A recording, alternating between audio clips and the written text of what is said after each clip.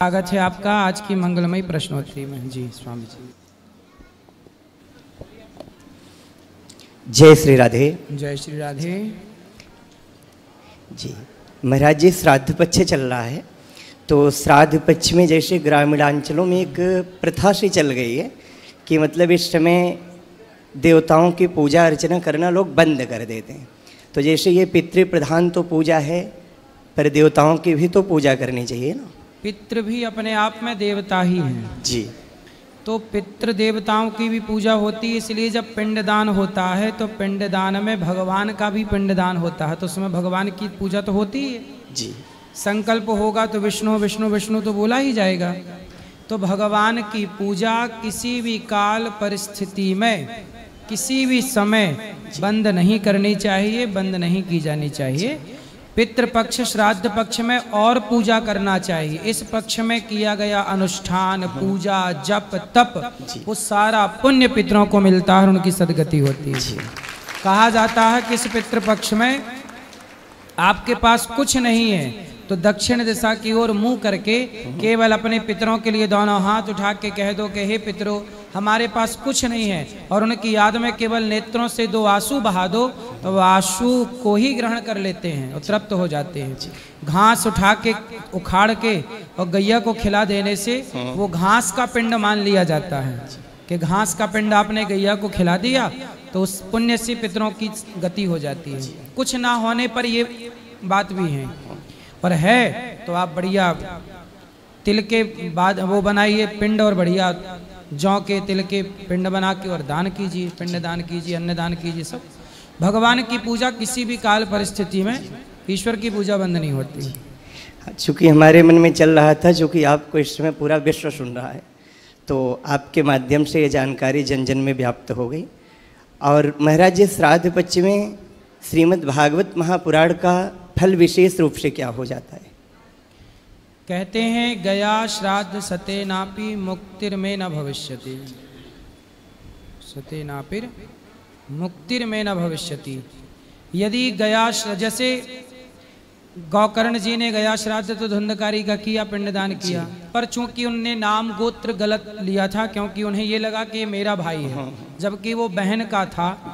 धुंधकारी जो था वो उनकी अपनी माँ का जो धुंधली की बहन का बेटा था, तो गौकर्ण जी के मौसी का लड़का हुआ। चूंकि वो नाम गोत्र गलत बोल रहे थे, उन्हें यही था कि हमारे नाम गोत्र का है। क्यों गुरुजी, बात सही है जी। इसलिए उनको उसका फल नहीं मिला।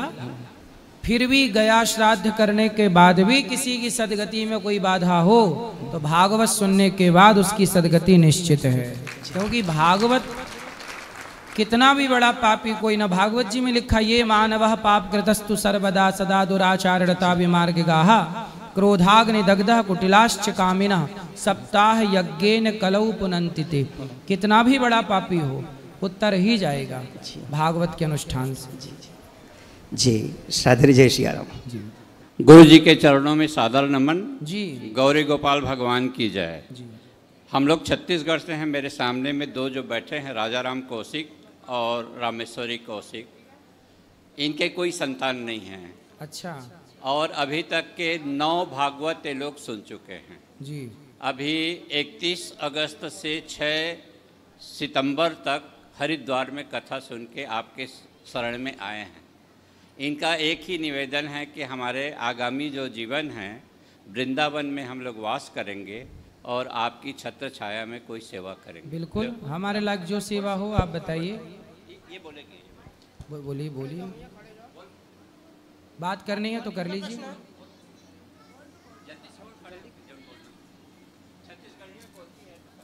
बोले छत्तीसगढ़िया सबसे बढ़िया। जो हम लोग भागवत करवाए हैं वो मन्ना था हमारा कि हम लोग कि बच्चा हो जाए करके, वो भी नहीं, हम सक्सेस नहीं हुए, इसीलिए हम लोग वर्ष कितने वर्ष हो गए विवाह के? 20-25 साल हो गए। 25 साल हो गए। बच्चा दानी निकल गया 25 साल की उम्र में। निकल गया बच्चा दानी? क्यों निकल गया? कैंसर हो गया था। तो देखो, अब जितनी चाहत पुत्र की है उतनी चाहत यदि भगवान को पाने की हो जाए जी तो भगवान जिनको मिल जाए तो उन्हें फिर क्या चाहिए। मीराबाई किसके लिए रोई, बेटे के लिए कि भगवान के लिए? भगवान के लिए। इसलिए तुलसीदास जी किसके लिए रोए, भगवान के लिए कि बेटे के लिए? भगवान के लिए। फिर इसलिए जो भगवान को पाता है, जिसका मन भगवान में लग गया, जी। जिसने प्रभु का प्रेम पा लिया, वो सब पा गया। जी। वरना 4-4 बेटा जिनके हैं, यदि मन भगवान में नहीं लगा तो 4 बेटा पाके क्या पाए।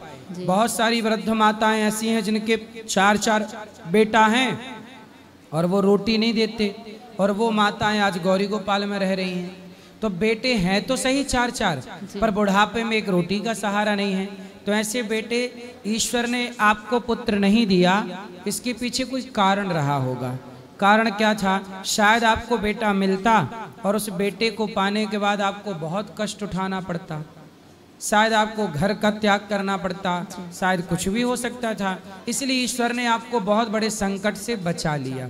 ईश्वर कई बार नहीं देते ना, उसमें भी कृपा होती है जी, और देते हैं उसमें भी कृपा होती है। पुत्र क्यों होता है? कहते हैं पुत्र हमेशा माँ बाप का ऋण चुकाने के लिए होता है। जिसके सिर पर ऋण होगा उसके बच्चा आ जाएगा चुकाने के लिए। जिसके सिर पर ऋण था ही नहीं, भगवान ने उसे दिया ही नहीं कि भाई तू तो मुक्त है ऑलरेडी, ऋण है ही नहीं तो तुझे क्यों झंझट में रखना। तो आपके सिर पर कोई ऋण नहीं है, इसलिए ईश्वर ने आपको दिया ही नहीं। इसलिए ना देकर आप बताओ कि ईश्वर ने आपको पुत्र ना देकर कृपा की, अच्छा किया कि आपके साथ बुरा हुआ? भगवान को पा लिए अच्छा हुआ। इसलिए अब मन को पूर्ण रूप से, मीराबाई ने भगवान को पा लिया तो आज तक याद है, दुनिया को मीरा का नाम याद है। और जिनने बेटे पाए 4-4, 6-6, उन्हें कौन जान रहा?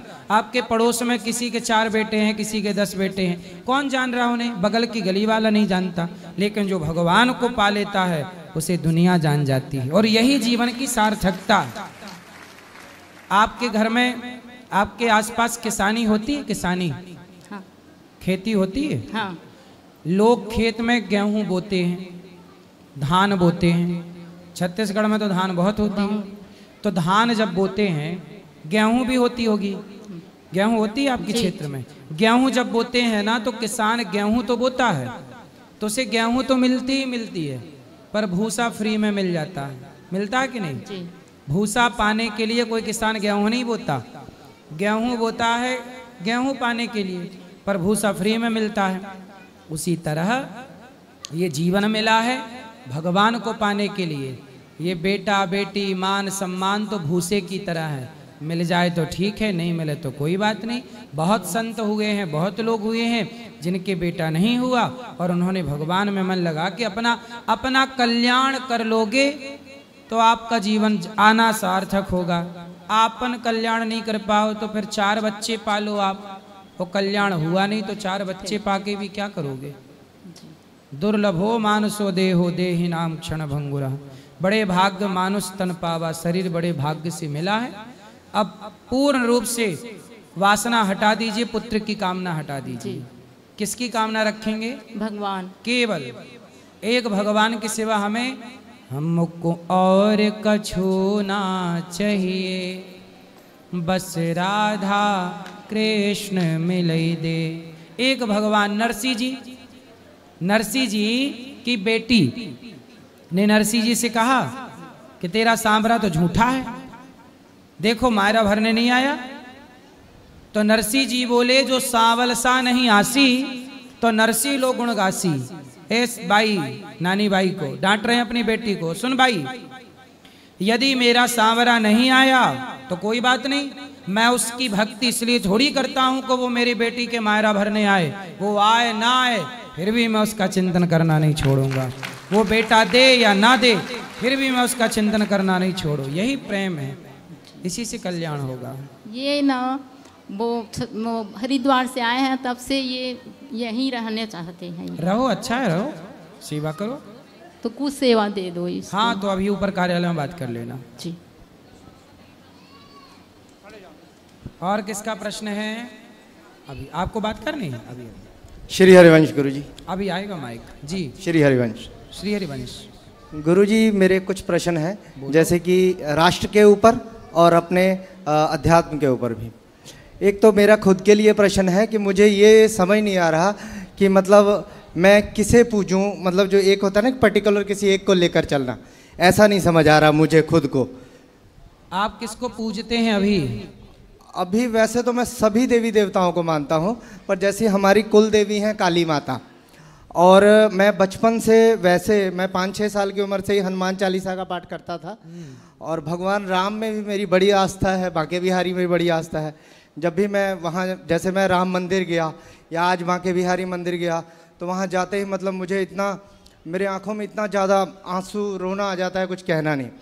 और आज कुछ समय से, अभी पीछे 2 महीने से लगभग, जब मैं ऐसे, मैंने ना मतलब मैं बहुत ज़्यादा एक डिप्रेशन में कुछ फैमिली कारणों की वजह से जा रहा था, तो मैंने सोचा कि ध्यान लगाने की कोशिश करूं कि उससे थोड़ा नकारात्मक भाव ख़त्म होंगे। तो जब मैंने ध्यान लगाना शुरू किया, ऐसे मैं आंख बंद करके बैठता था, तो जैसे आम तौर पे लोग जब आंख बंद करके बैठते हैं तो उनको अंधेरा छा जाता है आगे, पर मेरे साथ ऐसा नहीं होता।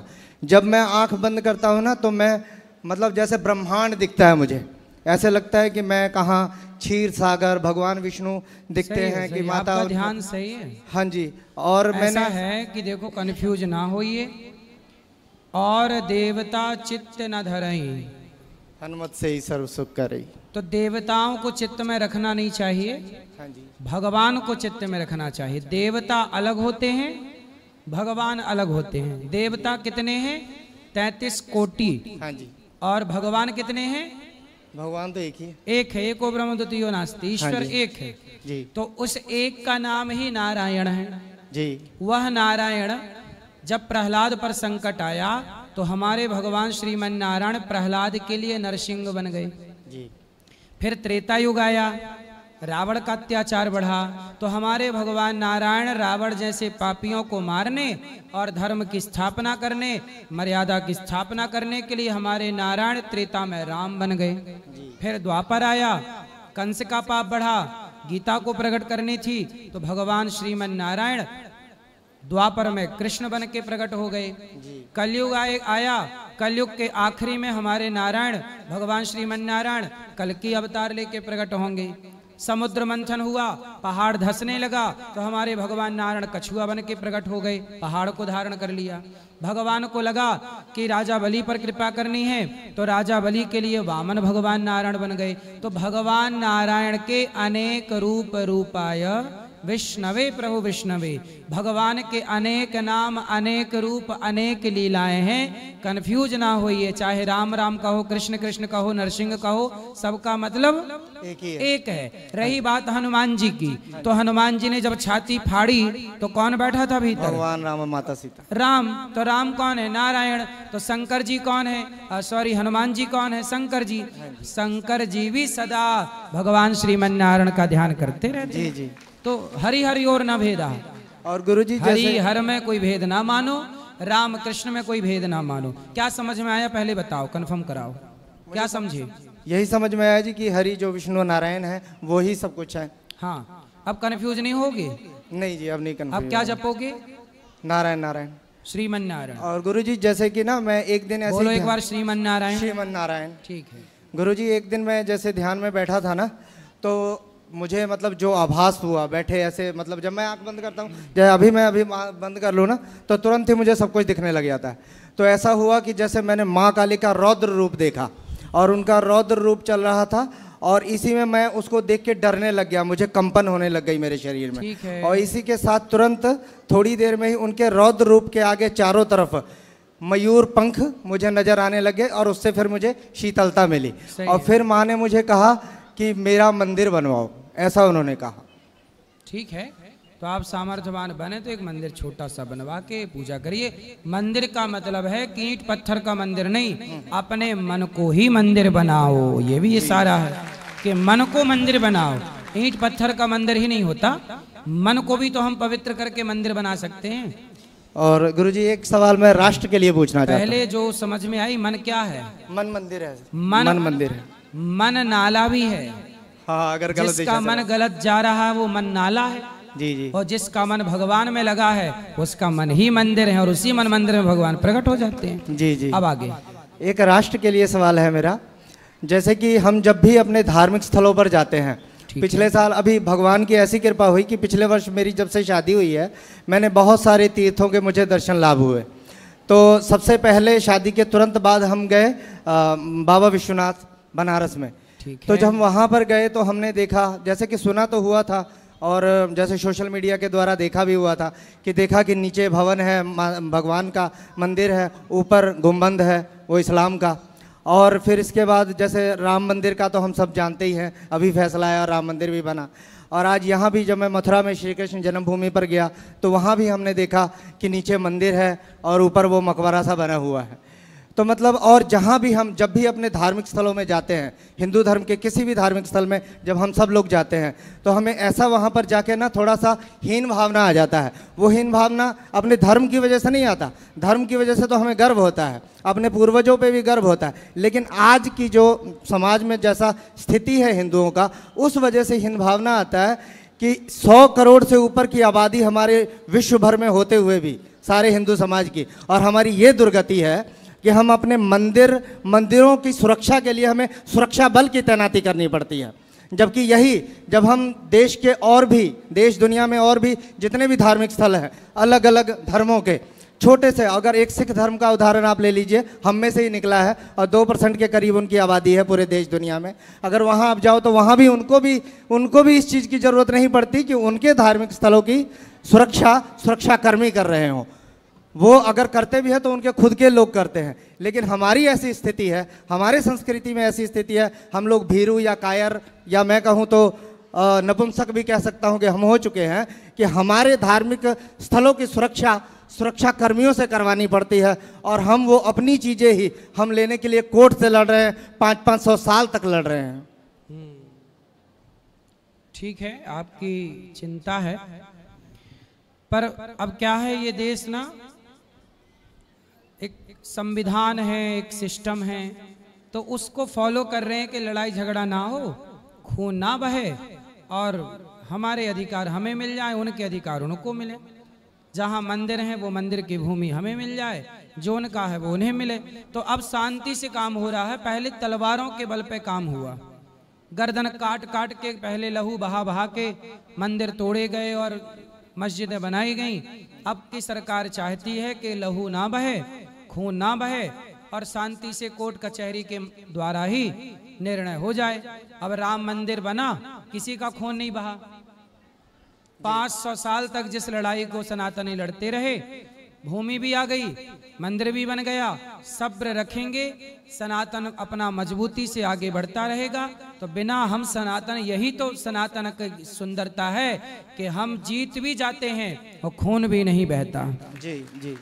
और महाराज जी, मैं आपका धन्यवाद करना चाहता हूँ। एक मिनट जी, आपका धन्यवाद इसलिए करना चाहता हूँ कि जैसे मैं असल में सही बात है ना, तो मैं बाबाओं को नहीं मानता, लेकिन हाँ, जैसे कि कुछ बाबाओं को आज के समय में बहुत ज़्यादा मानता हूँ। जैसे एक बागेश्वर वाले बाबा जी हैं, धीरेन्द्र शास्त्री, प्रेमानंद जी महाराज, आप भी हो उसमें, और एक ठाकुर जी, जो उनका भी पूरा नाम नहीं याद मुझे।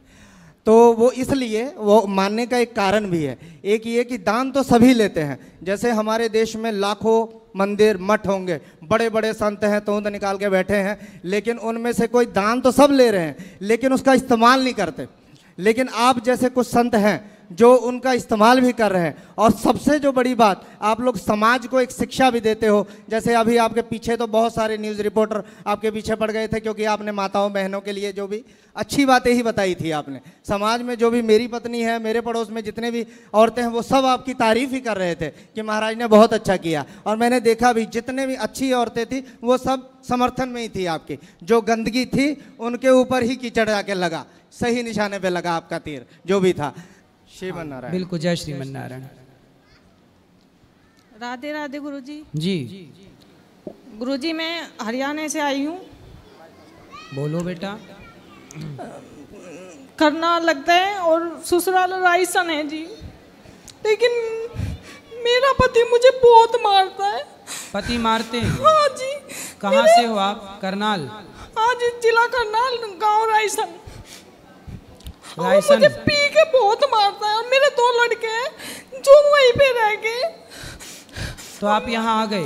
हाँ जी। मैं तो उनको बताए कि आप यहाँ आ रहे हैं? नहीं, सबको पता है मैं कहाँ हूँ। लेकिन वो मुझे कह रहा है कि अब अगर तू अब गई तेरी गिट्टी में बुड़का मार के तुझे जान से मारूंगा। जब मैं वहां से भागी थी, जड्डों के दिन थे। तो किस बात के लिए मारते हैं वो? क्यों? दारू पी के मारता है जी। मैं उसे रोकती हूँ कि दारू मत पीकर कुछ खाने पीने की चीज लेकर जिससे मैं भी खाऊं और मेरे बच्चे भी खाएं, लेकिन वो ये बात नहीं समझता।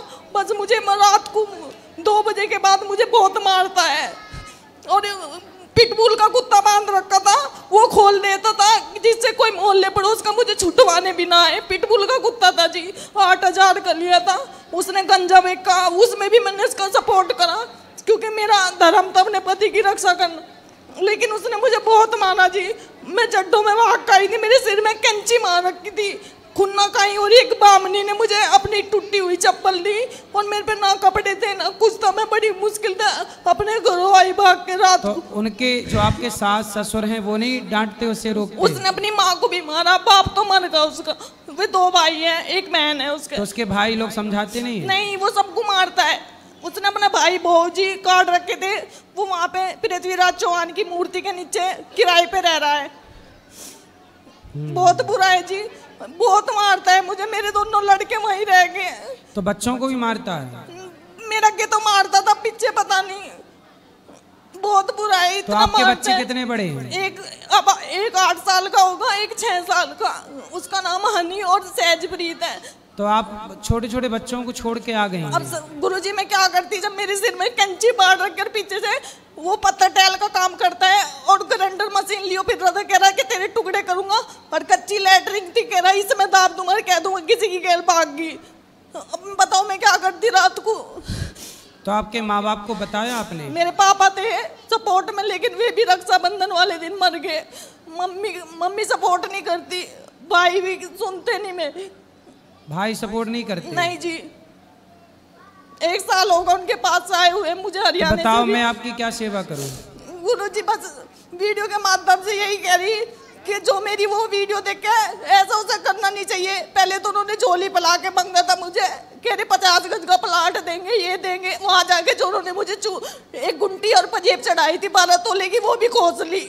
अब बताओ ऐसे किसी गरीब की लड़की को झोली पला के मांगे और फिर उसे बहुत मारे। तो मतलब आपका विवाह जब हुआ तो पहले आपको मांगा उन्होंने? हाँ जी, घरों आए थे। 2 बहन की शादी हुई थी मेरी गैल, मेरी छोटी बहन बड़े भाई तो आपको शादी के पहले पता नहीं था कि ये लड़के ऐसे हैं? शराब? नहीं जी, यूँ कहा था 2 भाई हैं और इनका मतलब पानीपत में भी खुद का प्लाट है और राजस्थान में भी अपना खुद का 250 गज का प्लाट है। ऐसा बोला था? हाँ जी, पर था नहीं? कुछ नहीं था, बस गांव में ही एक 250 गज का प्लाट है, उसमें 2 हिस्से हैं। मतलब देख लो, ऐसा होता है विवाह में फ्रॉड। इसलिए कहते हैं, पहले के लोग कहते थे विवाह करने के पहले पूरी पड़ताल करनी चाहिए, जांच करनी चाहिए कि लड़का शराब तो नहीं पीता, चरित्रहीन तो नहीं है, उसका किसी और के साथ मन चक्कर तो नहीं है, क्योंकि एक लड़की के सारी जिंदगी का सवाल है। अब देखो, इस लड़की की पूरी जिंदगी खराब कर दी उसने।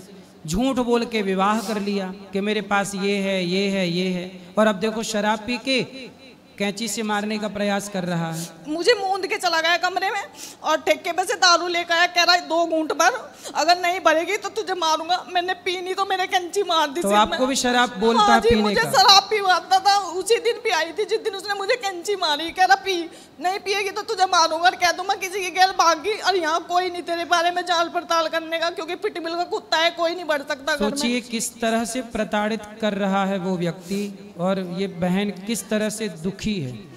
2 बच्चे हैं छोटे छोटे, क्या होगा उन बच्चों का भविष्य, क्या होगा इनका भविष्य।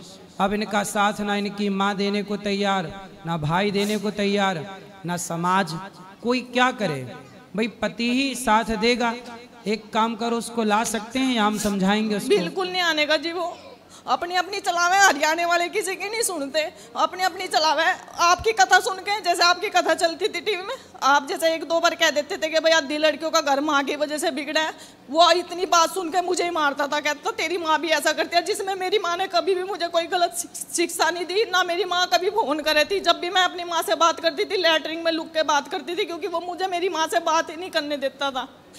कभी भी मेरा पापा मेरा सिंधारा लेके गया तो चोरी था, आवे था चोरी तो मैं कथा में ये भी तो बोलता हूँ कि पत्नी का सम्मान करना चाहिए, तो वो वाली बात नहीं सुनता। ये बात नहीं सुनता था, बस जो चुगली की बात हो गई थी वो सुन के मुझे ही मारा था बस जी।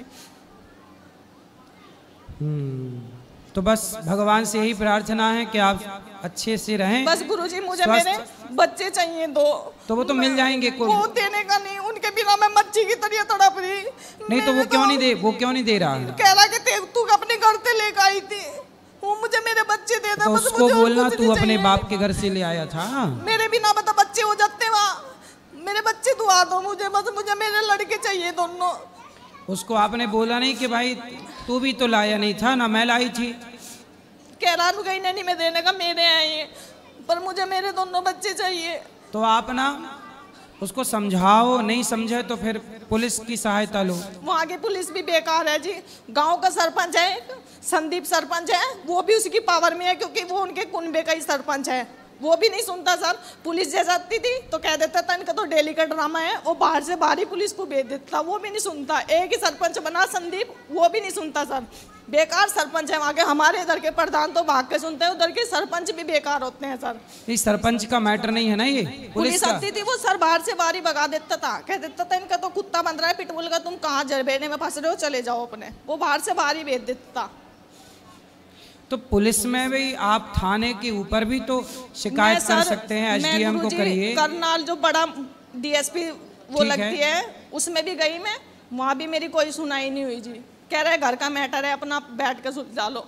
50 बार तो वो होगी पंचायत, हाथ जोड़ जोड़ के घर से भी लेके गया और वहाँ गाँव में भी पंचायत हुई, लेकिन उसकी समझ में नहीं आया। वो 2 दिन तो शांत रहता था, तीसरे दिन पी के फिर मुझे मारता था। देखो शराब कितनी बुरी है, शराब का विरोध हम लोग करते हैं तो बॉलीवुड के लोग, कुछ न्यूज वाले हम लोगों को कहते हैं कि आप संतों का ही विरोध करने लगते हैं। जबकि सोचिए बॉलीवुड के लोग क्या कहते हैं कि शिव जी पे दूध क्यों चढ़ाते हो, गरीब में बांट दो। अब बॉलीवुड वालों से बोलो कि तुम्हारी शराब के चक्कर में ये बहन का घर बिगड़ गया। अब बताओ जो पैसा शराब में खर्च होता है वो गरीब में क्यों नहीं बांट दिया जाए, वो गरीबों में बांटा जाए। इसलिए शराब को प्रमोट किसने किया? शराब का प्रचार कौन करता है? बॉलीवुड करती है। तो अब बताइए बहन का घर बिगड़ा है तो जिम्मेदार कौन है? वो लोग जिम्मेदार हैं जो शराब को प्रमोट करते हैं। लोग क्या गीत गाते हैं, मुझे पीने का शौक नहीं, पीता हूँ गम भुलाने को। अब आए वो लोग आगे और ये बहन का गम दूर करें। कैसे होता है ये गम दूर? तो शराब पीना कितना नुकसानदायक। देखो ये लड़की का जीवन खराब, इसके 2 बेटे हैं, वो भी अब क्या भविष्य होगा उनका। भगवान से यही प्रार्थना है कि आपके पति को सद्बुद्धि आए और वो सही रास्ते पर आए। राधे राधे गुरु। राधे राधे। रितेश नामदेव जी का ऑनलाइन प्रश्न आया है। गुरुजी राधे राधे, आपके चरणों में दंडवत प्रणाम। गुरुजी अभी पितर पक्ष चल रहे हैं तो अपने पितरों के लिए ऐसा क्या करें जिससे घर में सुख शांति और पितृदोष ना लगे? यदि पितृदोष है तो आप भागवत जी के पोथी पाठ करा सकते हैं। अभी 15 तारीख से बैठेंगे तो आप भी अपने माता पिता पितरों के लिए भागवत जी के पाठ, हो सके तो आप गया जी जाके पिंडदान कर लीजिए, तर्पण कीजिए और भोजन अन्नदान करिए। जैसे गौरी गोपाल आश्रम में हजारों संत भोजन करते हैं, आप एक दिन का भोजन बंटवा सकते हैं कि आज की सेवा हमारी ओर से। तो आपकी ओर से संत जन भोजन खा के भजन करेंगे तो निश्चित आपके पूर्वजों की सदगति होगी और भागवत जी के पोथी पाठ कराएंगे तो पितृदोष से आपको मुक्ति मिल जाएगी और आपका जो पुत्र धर्म है वह पूरा होगा। भागवत से 21 पीढ़ियां तर जाती हैं।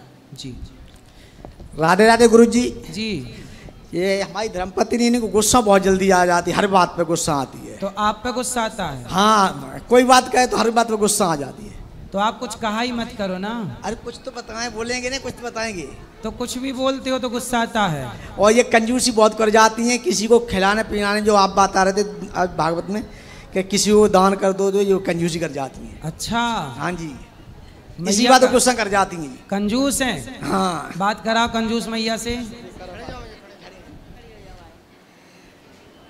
राधे राधे महाराज जी। हाँ मैया, पति कह रहे हैं बहुत कंजूस हो, मक्खी चूस आप ही हो। तो आप कंजूस हो मतलब किसी को भोजन नहीं कराती हो? कराते हैं महाराज जी। तो ये तो पति कह रहे हैं नहीं कराती हो। मैया इतनी कंजूसी कर लो, बचा बचा के रखोगे, मरने के टाइम तो छूट ही जाएगा। पैसा रखना बुरा नहीं है, कमाओ रखो, आगे के लिए पैसा भी बचाना चाहिए। पर कोई द्वार पे आ जाए तो उसको भोजन कराना ये गृहस्थ का धर्म है। यदि आपके दरवाजे से कोई भूखा चला गया तो सारा पुण्य लेके आपका चला जाएगा और आप नरक के गामी हो जाओगे। गृहस्थ के द्वार से कोई अतिथि खाली चला जाए भूखा तो वह गृहस्थी पाप का भागीदार बन जाता है। इसलिए किसी को पैसे मत दो, उधार मत दो 1 रुपया, पर कम से कम रोटी तो दो। अब पता नहीं आपके द्वार पे कभी भगवान आ जाएं और आप उनसे कंजूसी कर जाओ, बाबा जाओ हम नहीं देंगे, तो भगवान भगा दिए तुमने। ये भी तो महाराज जी कम नहीं है। ये क्या है? ये भी बहुत गुस्सैल है। तो ये बात पे ये डांटते रहते हैं हर समय। तो ये नहीं डांटेंगे आपको, पर आप भी तो गुस्सा करती हो, इसीलिए फिर हम गुस्सा करते हैं। तो आप गुस्सा में इनको क्या बोलती हो? हैं? जब गुस्सा आता है तो आप क्या बोलती हो इनको? बोलते कुछ नहीं है फिर। तो जब आपको गुस्सा आया करे तो इनको आई लव यू बोला करो।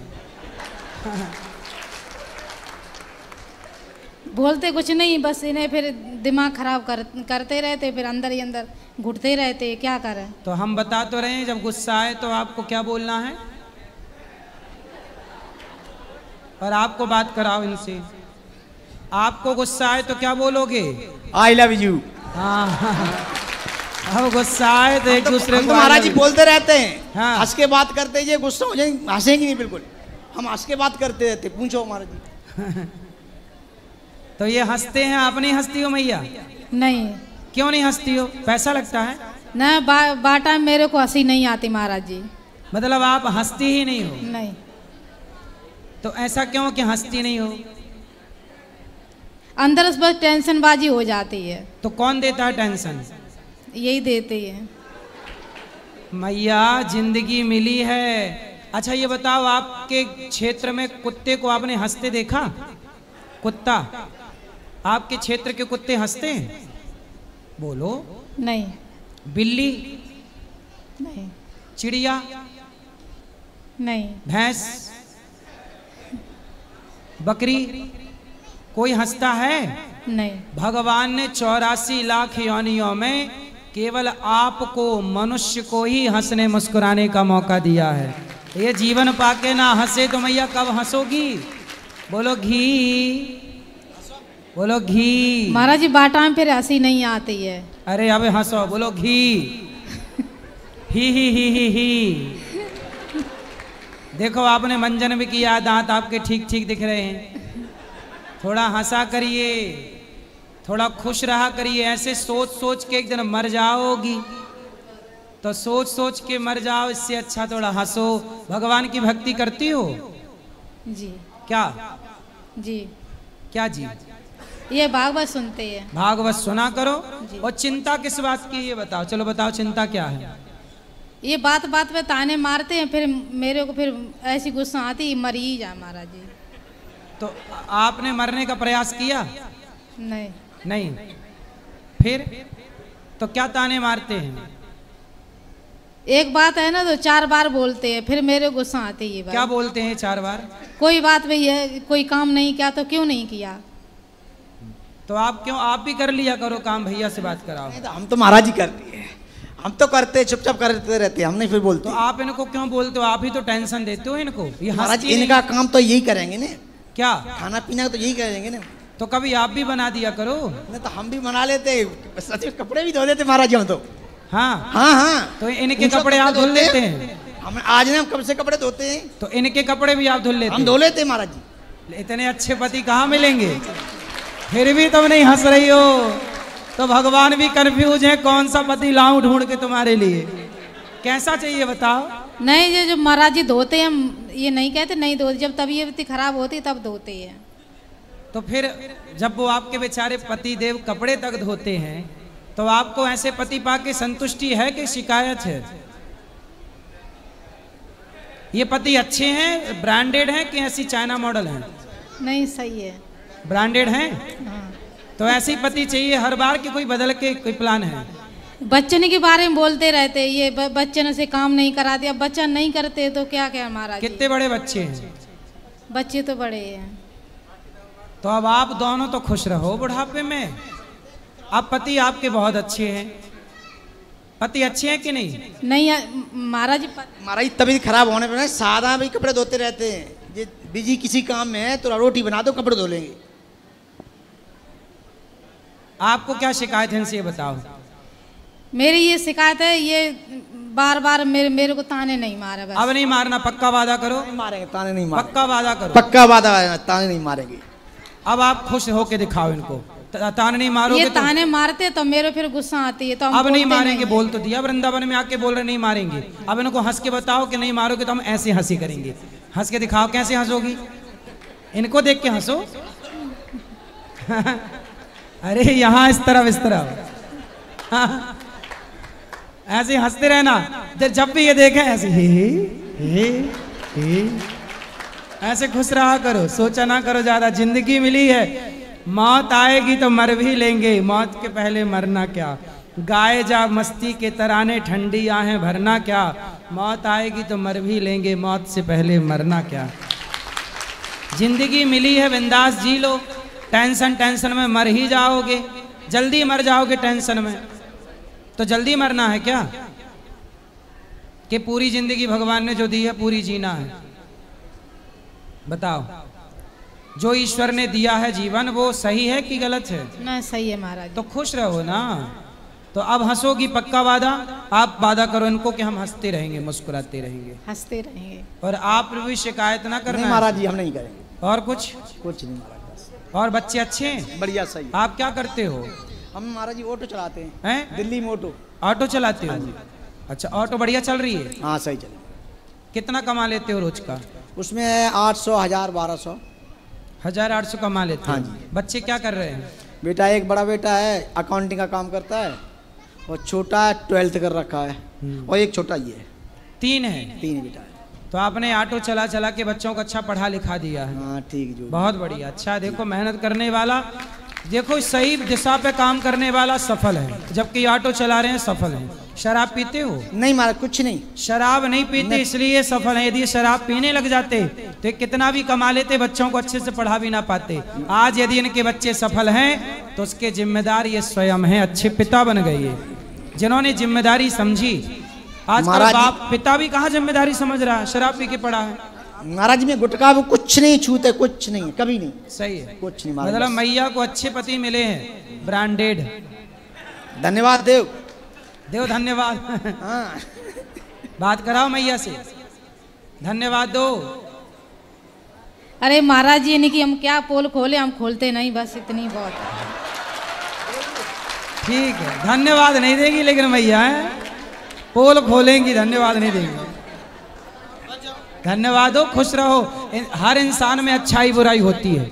इस धरती पर कोई ऐसा नहीं है जिसमें लाख बुराइयां ना हो। आप में भी 1 लाख बुराइयां हैं, आपके पति में भी 1 लाख बुराइयां हैं, मेरे अंदर भी 1 लाख बुराइयां हैं। यहाँ जितने लोग बैठे हैं 1-1 लाख बुराइयां सबके अंदर हैं। यदि बुराई देखना ही चाहते हैं तो सबके भीतर बुराई मिल जाएगी, लेकिन अच्छाई देखना है तो चींटी के अंदर भी अच्छाई देखने को मिल जाएगी, कुत्ते में भी अच्छाई मिल जाएगी।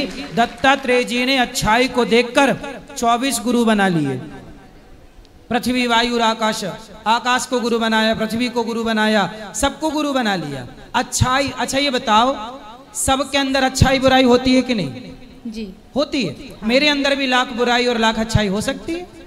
कौन इस धरती पे ऐसा है जिसके अंदर बुराई ना हो? एक का नाम बताओ जिसके अंदर बुराई ना हो, बताओ। है कोई ऐसा? नहीं। फिर तो लाख बुराई हो सकती है आदमी में, क्या बुराई है? स्त्री में हो सकती है, पुरुष में, मेरे में हो सकती है, आप में हो सकती है, लेकिन आपको देखना क्या है? आपको यदि देखो, मैं आपकी केवल अच्छाई देखूं तो आप अच्छी हो, यदि मैं आपकी बुराई देखने बैठूं तो आप बुरी हो। ऐसे पति की आप बुराई देखो तो पति बुरा है, अच्छाई देखो तो पति अच्छा है। आपके बेटे में लाख बुराइयां होंगी, पर आप बुराई ना देख के अच्छाई देखो तो आपका बेटा अच्छा है। संसार बना ही अच्छाई बुराई से है। इसलिए बुराई किसी की ना, बुरा जो देखन मैं चला, बुरा ना मिलिया कोई, जो दिल खोजा आप ना, हमसे बुरा ना कोई। सबसे बुरा कोई है तो हम खुद हैं। हम अच्छे तो सब अच्छा, हम बुरे सब बुरा। समझ में आई? जी माँ। क्या समझ में आया? बोलो मेरी माँ। बोलो घी ही। आप तो बस खुश रहो बस, बाकी आपके पति अच्छे हैं। आप भी अच्छी हो, अच्छी हो आप भी बढ़िया जिम्मेदार हो, और जिम्मेदारी ले आओ। बुढ़ापा आ गया, कितने साल की हो गई आप? पता नहीं महाराज। चलो अच्छा है, पता होना भी नहीं चाहिए, क्या करना।